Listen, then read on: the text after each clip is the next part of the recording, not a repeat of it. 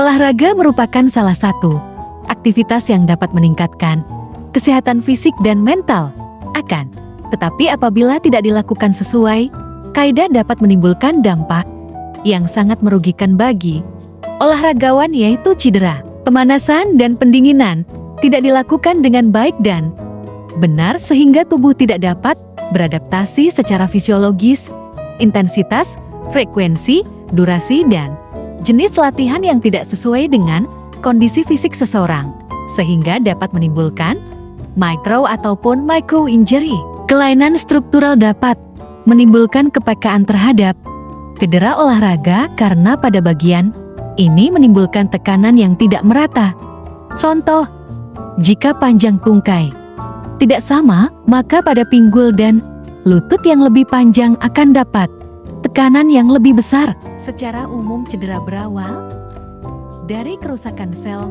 Sel yang rusak akan mengeluarkan mediator kimia, histamin, bradikinin, prostaglandin, dan leukotriin yang menimbulkan peradangan. Peradangan akan berkurang setelah sel-sel rusak melakukan regenerasi. Ada beberapa respon tubuh yang menandakan kamu sedang cedera adalah titik 1. Kalor peningkatan suhu. 2. Dolor nyeri. 3. Rubor kemerah-merahan. 4. Tumor pembengkakan. 5. Punctioleisa penurunan fungsi. 6. Contusio memar. Kompres dengan es selama 12-24 jam untuk menghentikan pendarahan kapiler. Istirahat yang cukup, hindari benturan pada saat latihan selanjutnya. Menurut Van Mechelen 2004, cedera pada ligamentum disebut sprain, sedangkan pada otot tendon disebut strain. Cedera ini paling sering terjadi di beberapa olahraga yang diakibatkan oleh stres dan pengguna secara berlebihan.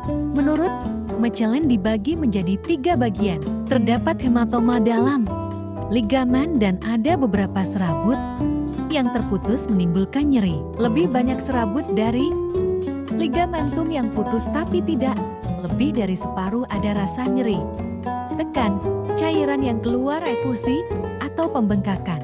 Seluruh ligamentum putus dan terasa sangat sakit. Terjadi pendarahan di sendi, pembengkakan, dan tidak dapat bergerak. Cedera ini paling sering terjadi di beberapa olahraga yang diakibatkan oleh stres dan pengguna secara berlebihan.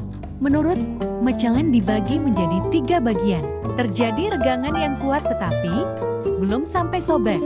Terdapat robekan yang menimbulkan rasa nyeri dan sakit. Terjadi robekan total dan biasanya harus dilakukan tindakan pembedahan. Beristirahat yang cukup untuk memberi waktu sel-sel melakukan regenerasi. Gunakan prinsip RICE, rest antara 3-6 minggu, ICE 15-30 menit selama 24-48 jam, balut dan tekan dengan kain tenso krep, ditinggikan lebih tinggi dari jantung. Gunakan prinsip RICE, laku segera. Larikan ke rumah sakit untuk melakukan tindakan lebih lanjut. Terlepasnya sebuah sendi dari tempat yang seharusnya biasanya terjadi di bahu, angkel, lutut, dan jari-jari. Dilakukan reposisi pada kondisi akur akan lebih mudah. Apabila sudah lama dan terjadi peradangan akan lebih sulit. Namun pada kasus ringan dilakukan penarikan dengan sumbu memanjang kemudian fiksasi 3-6 minggu. Pada kasus berat, penderita harus segera dilarikan ke rumah sakit. Keadaan di mana pecah atau patah pada tulang dan tulang rawan. Parah tulang dibagi menjadi berdasarkan kontinuitas patahan dan berdasarkan tampak atau tidaknya tulang dari bagian tubuh. A. Nyeri. B. Pembengkakan. C. Krepitasi. D. Gangguan pergerakan. E. Perubahan posisi. Penderita harus segera reposisi oleh para medis secepat mungkin dalam waktu 15 menit Sebelum belum terjadi respon, peradangan jaringan lunak yang dapat mengganggu proses reposisi. Kontraksi yang terus-menerus yang dialami oleh otot atau sekelompok otot sehingga menyebabkan rasa nyeri. Penyebab adalah otot terlalu lelah atau kurangnya pemanasan dan peregangan. Istirahat yang cukup, berikan semprotan klorosil spray atau kompres dengan es.